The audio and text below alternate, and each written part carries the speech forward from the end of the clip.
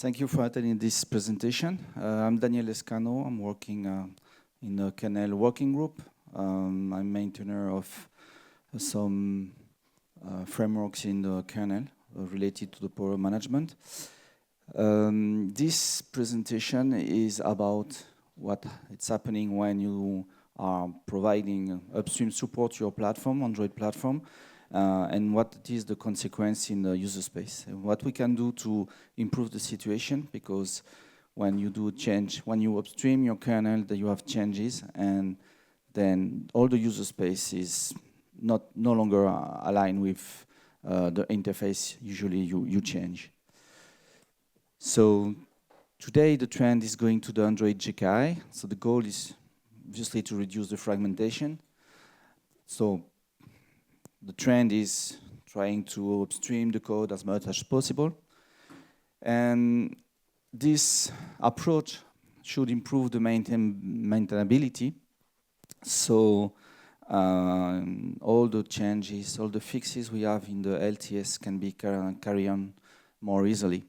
That was not possible before, because as the kernel was so much modified, then all the fixes cannot be trivially applied to the kernel without doing changes. So obviously when you do changes, when you apply fixes, you potentially introduce new bugs, so it's not good.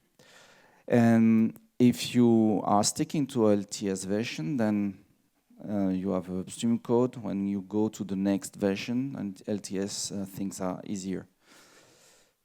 So at the end, what we are observing is that the SoC vendors are upstreaming their code, which is a very positive thing. But still remain all those vendors module. So usually there are out of three modules. So we find power management things inside these modules. The interfaces are not normalized. The behavior is not normalized. The units are not normalized. So when I say the interfaces are not normalized, we have frameworks in the kernel where you can act on the power management side, and the user space tends to act on these interfaces. But if you create your own interfaces, then you have to create the user space to deal with these interfaces. The behavior is not normalized. That means that maybe you have to poll to get information. You can get events from these interfaces. And the units are not normalized because it could be anything. So if we look at the overall components, basically we have the kernel space where we have this GKI and vendor modules and all the interfaces presented to user space. We have the second layer here, which are the system servers, where you have the thermal HL, which is the glue between your platform and the services you want to implement. And then along with that, you have the thermal engine, which is a component supposed to provide more features if the thermal HL and thermal services are relying on this thermal HL does not have enough interaction with the system because there is a lack of interfaces. You can put more logic in this thermal engine. And finally, the discussion between all the services and the managers in the system are done through IPC. So here, when we say what is user space, what is aligned, so all components we mean in the power management side is that what is interacting with the kernel.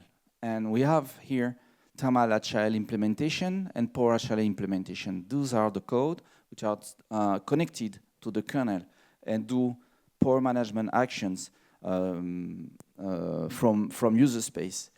And optionally, we can have a thermal engine with this user space components.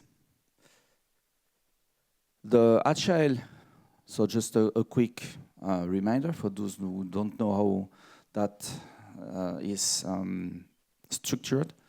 We have an interface definition language where you define your interfaces. Then you have the code here is generated automatically.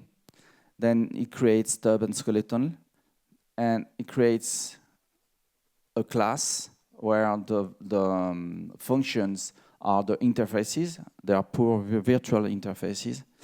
And then here, you create your own class, and you derive this class from these interfaces, and you do the implementation inside.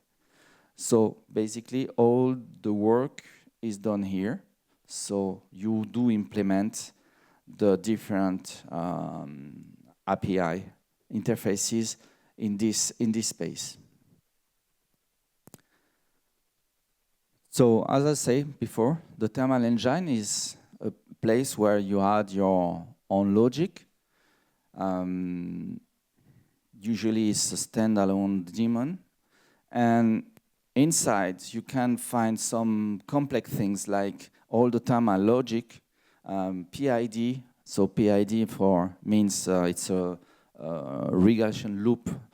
So it's process integral derivative. It's a way to predict, to do regulation based on a closed loop.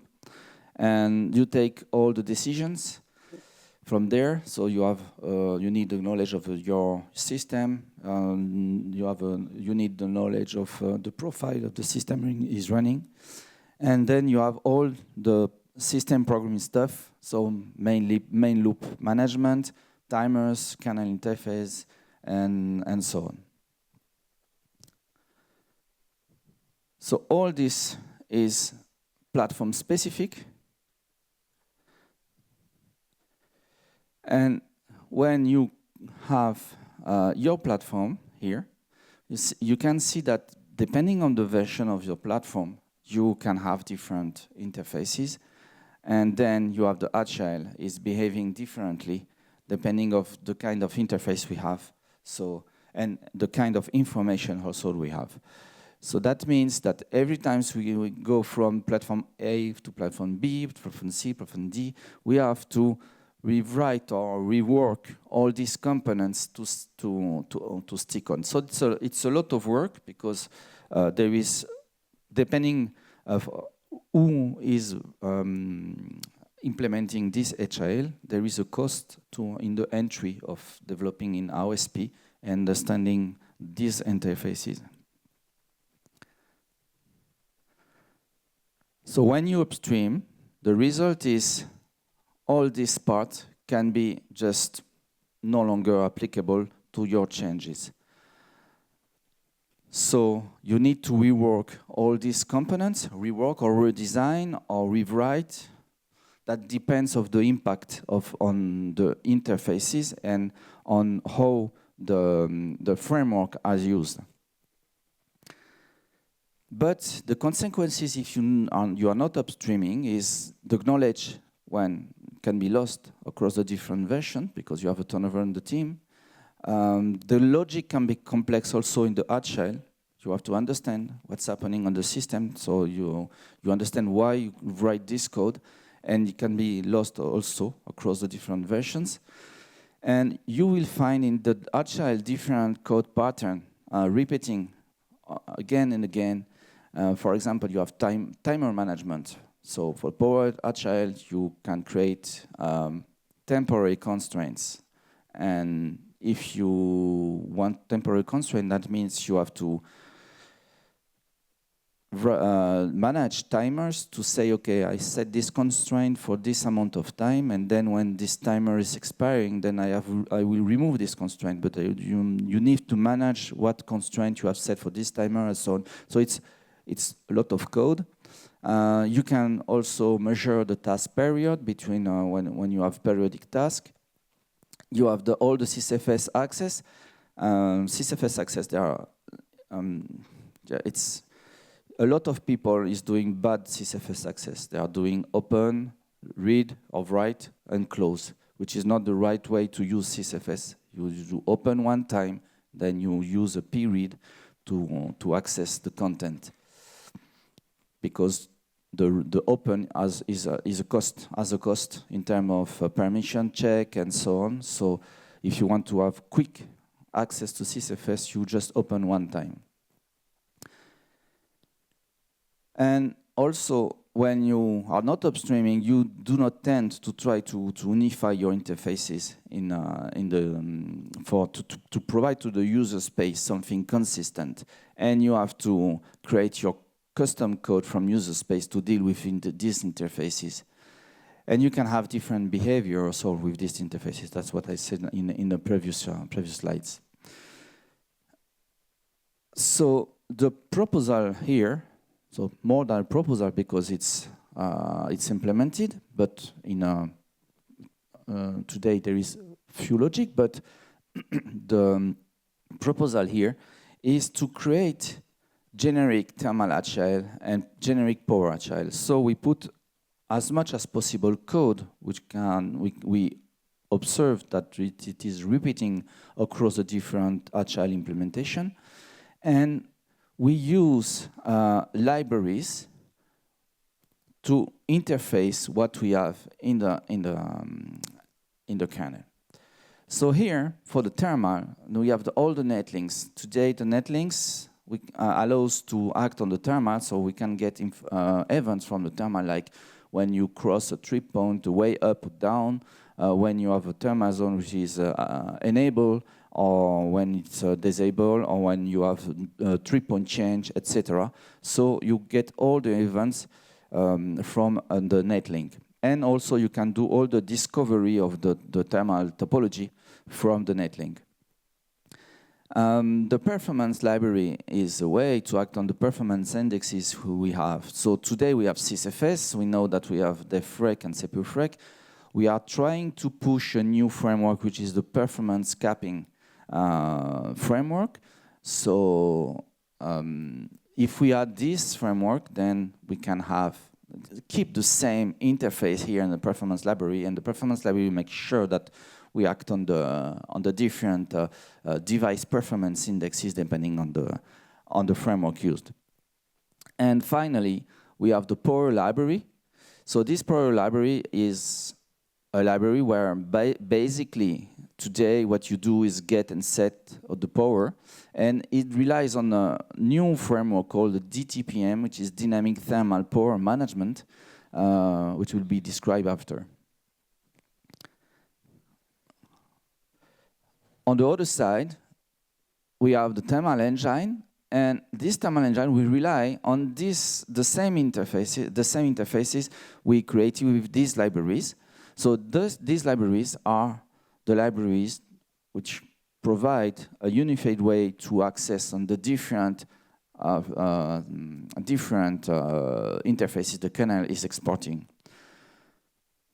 We know that in the thermal engine we have vendor differentiation, or we can have complex logic, and we don't want to implement that in the generic thermal engine. So there is an approach with the plugins, and with the configuration file you can specify in which directory you have your plugins.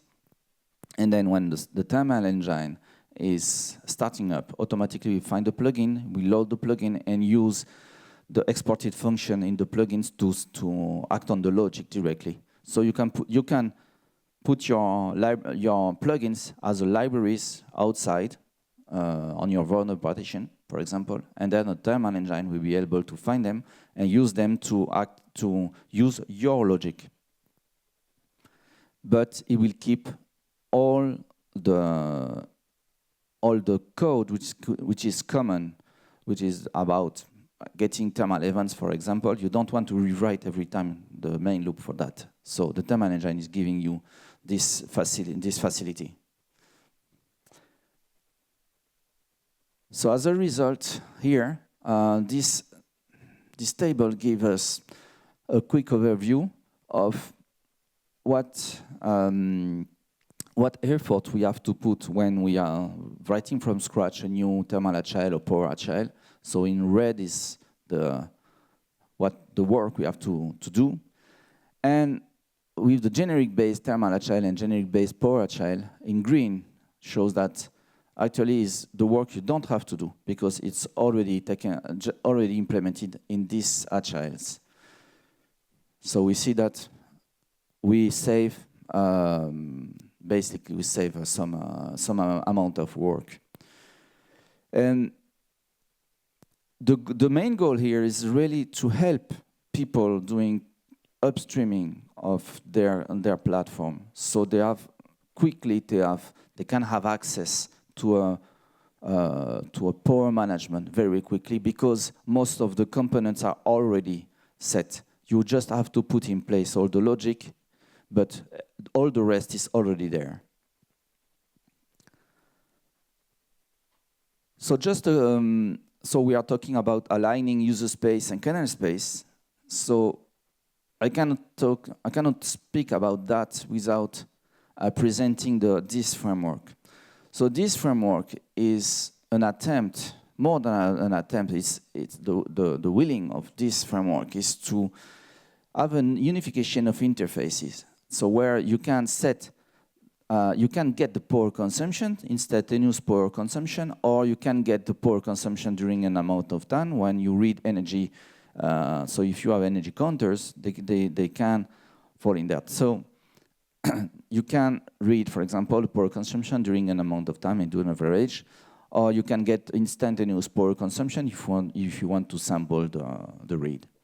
And you can set the power limit. So from there, you can say, I don't want this component to be above this power, this power amount of power. This approach, this framework is based in a hierarchy, in a file system hierarchy. So when you read the power on one node, it gives you the sum of the power of all the children. So that's the reason why we say that's an aggregation of the power information.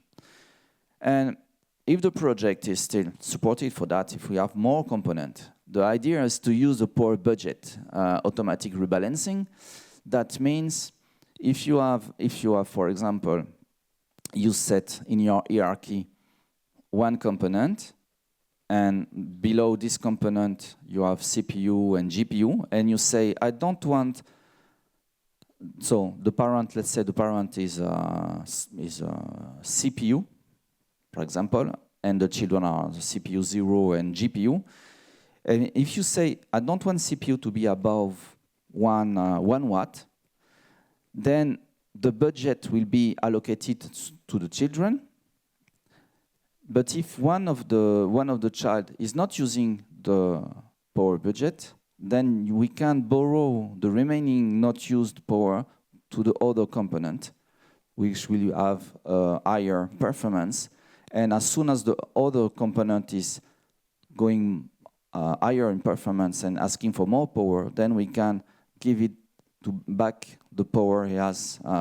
We give to the other child. So that allows to stay always in this envelope, having the sum of the power consumption to be below 1 watt, but we can give power to one or other. So that will help to sustain the power.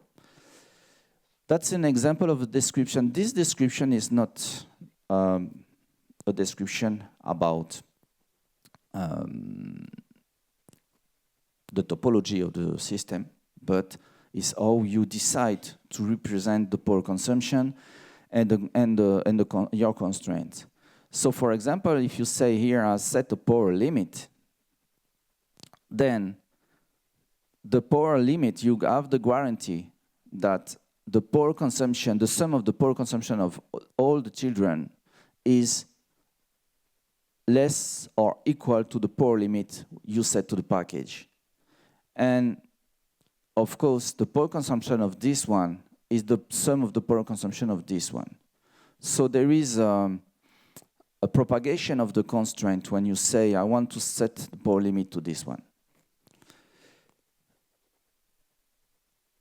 The description is quite easy. So you describe you put an array giving all your components. So your component must be integrated in DTPM. So if today we have defrag, memory, GPU, and CPU, we want to extend that with more. So we are seeing platform with the capability to set and get the power. So we want to integrate that into DTPM. As soon as it is integrated into DTPM, then we can add in this simple array. It's just an array in a module. When you load the module, automatically it will create the TTPM hierarchy in userspace, which is visible in sysfs through the PowerCap framework.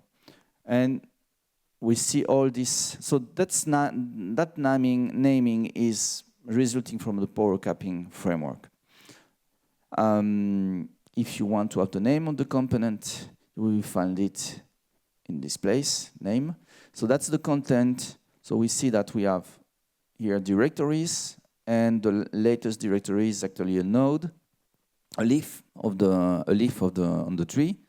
And in each of these directory, you have a set of files, directory for the children's, and here you can set constraints. You can set the name, so you have the name of the constraint. You can set the maximum power. You can set the power limit. You can read the power here, or you can read the power. If you decide to put energy counters, you can have different files giving you energy. So we have power constraints here, the children description, and the device and power information we have for this device. So as a conclusion, we see that we have SOC vendors are upstreaming their code to support their platform. But because of this upstreaming, they have to comply with the framework, the existing framework we have in the kernel, upstream kernel.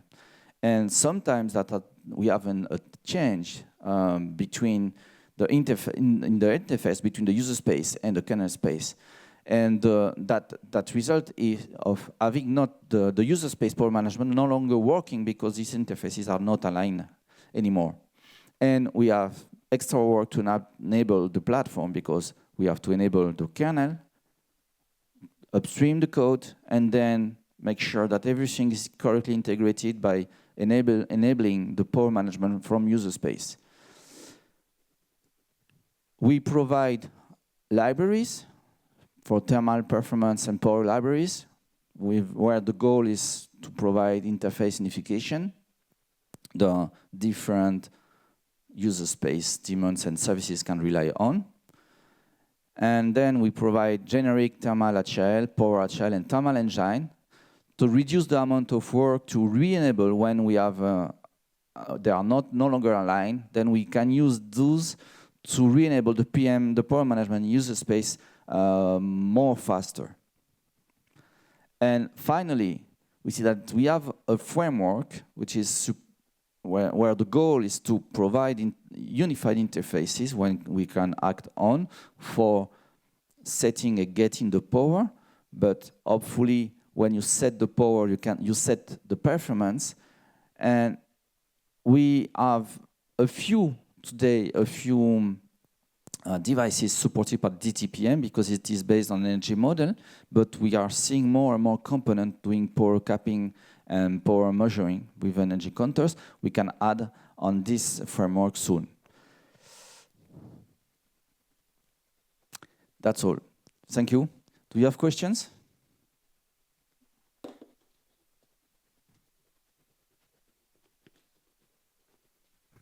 Can we reuse any of these user space components outside of Android?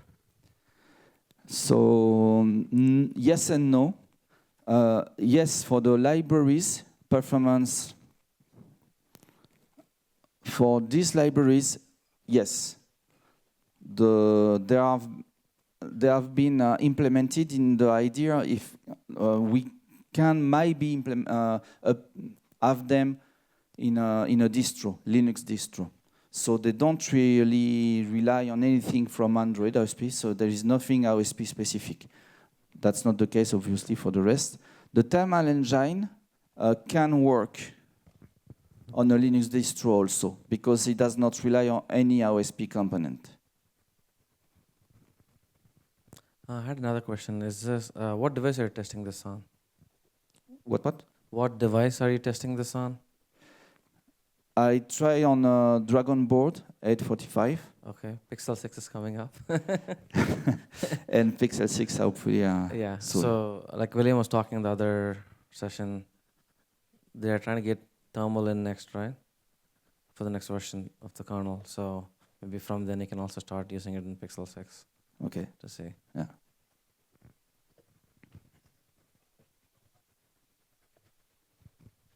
I have a question regarding the interface changes between like user space and the kernel.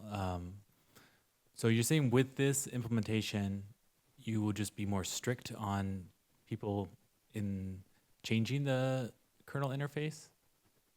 Like, how are you going to manage? How are you going to handle the interface not changing like it is today? So you mean if there is still vendor modules?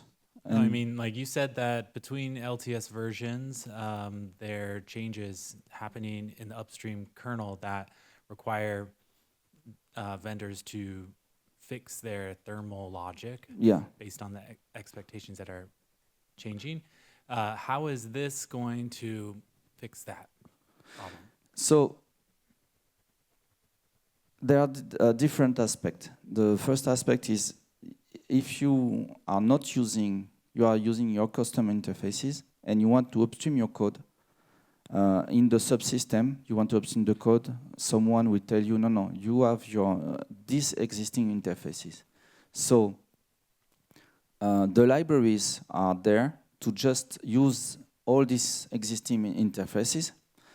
So in this way, that's how it will be more easier to migrate to unified interfaces. But if someone wants to keep its custom interfaces in the module and it's outside the upstream, there is no. I don't think we can do anything with that. So you're saying that when vendors upstream their code, that requires them to rewrite their logic in their HALs to conform to the upstream APIs. Is that what you're saying? And the upstream APIs are not changing. Not necessarily. It depends. It depends if they decide to go to an interface which is the behavior is different. The information at the end is the same, but the behavior is different. Or if you present the information in a different way, maybe that can impact your logic. And you can also realize that when you migrate to the new interface, your logic is no longer applicable because I don't know. I don't have an example to give, but maybe your logic is no longer applicable because this interface changes, because the contents, for example, the unit change. I see that there are some hacking in the thermal framework. They are using the thermal framework to export information like voltage in the thermal framework. So when you read the temperature, actually you read the voltage, and the framework is not designed for that. So if you decide to comply to the right interface, then you change that to thermal information, or you change that to voltage information, but you go to another framework. Okay, I just wanted to clarify that the upstream interfaces that are currently exposed are not changing. And it's just a problem when you switched from a custom out-of-tree interface to an upstream interface, then you run into these problems. You're right. Okay. Yeah. I think the other point he's making is also the fragmentation of the HAL itself, where for each kernel version, the new revision of their phone, which I'm sure you're pretty familiar with, they keep changing the HAL, and they have to keep maintaining multiple branches or versions of the HAL. And if you do this, you wouldn't have to deal with it.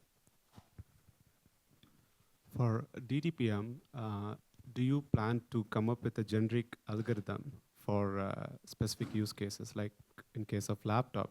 So we already have thermal daemon from Intel, which is being used on their x86-based laptops, but we don't have anything in the user space if we want to use DTPM. Are you expecting the vendors to write algorithms for their own devices, or you are planning to come up with something generic which could be reused across the platforms?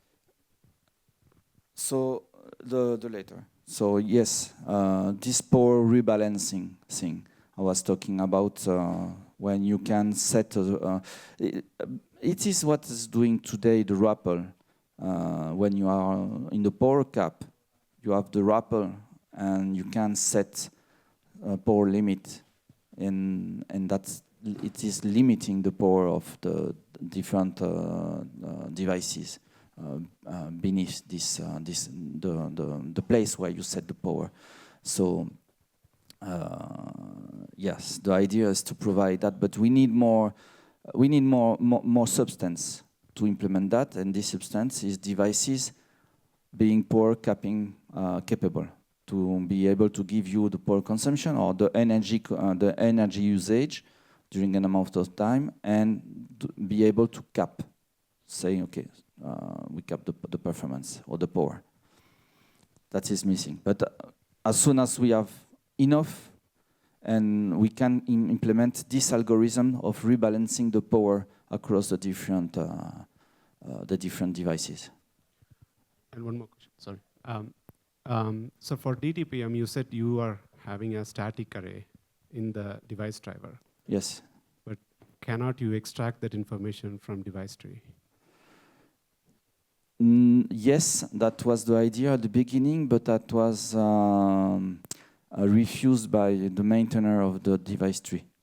He did not want it to use the device tree to do that. That's because you wanted to have some specific representation in device tree. Yes. But I'm asking if since we have already, several form of representation, and device tree is supposed to describe the hardware. Yeah. I'm asking you, why can't you just use the existing information to, model this topology? Yes, it's basically it's a bit okay. We cannot really read it.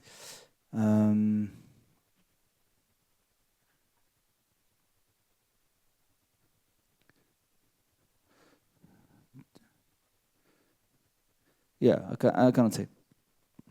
I'm gonna tell you. I just wanted to come back on this user space for laptop.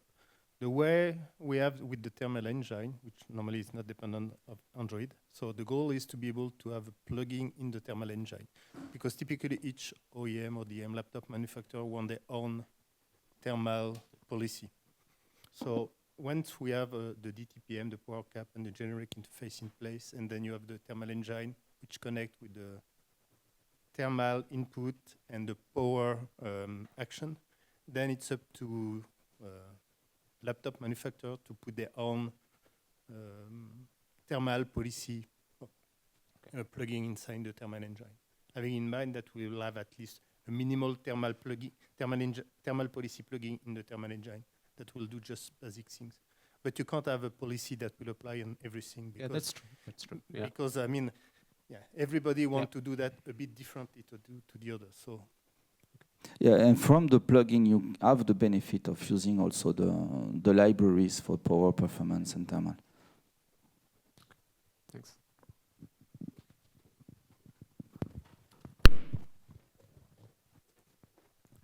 So I'm curious if you've talked to SoC vendors for Android about this, and whether so as you pointed out, this is an area they like to differentiate themselves, and this looks like it is moving the opportunities for differentiation from kernel modules and other user space vendor code to these plugins. So the question is, do SoC vendors agree that they can accomplish the same differentiable features that way? And then secondly, do they agree with the assertion that this is solving upstreaming problems with them or maintenance problems for them? Have you gotten feedback from the SoC vendors on this stuff? No feedbacks. We have been discussing, proposing. They think the idea is interesting, but we don't have, I think we have to propose something. They use it, they see the limitation or the opposite, something we can see that we can go forward and do more, but we don't have yet any confirmation that it is interesting. I think from my point of view, until we don't provide something available they can use and rely on, we won't have any usage of it yet.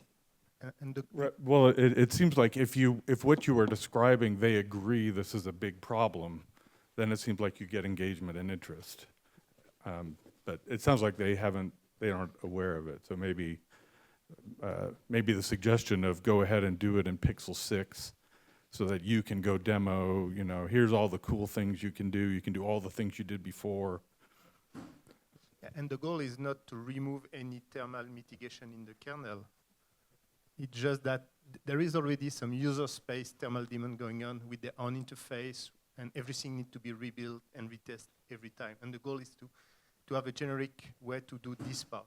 But I mean, we'll still have some thermal framework governor going on for just the CPU, for example. But it's just that mainly for the skin temp or anything like that, which is slower first in the pace, and it's more platform specific. So clearly the kernel doesn't have all the insight to make the right decision.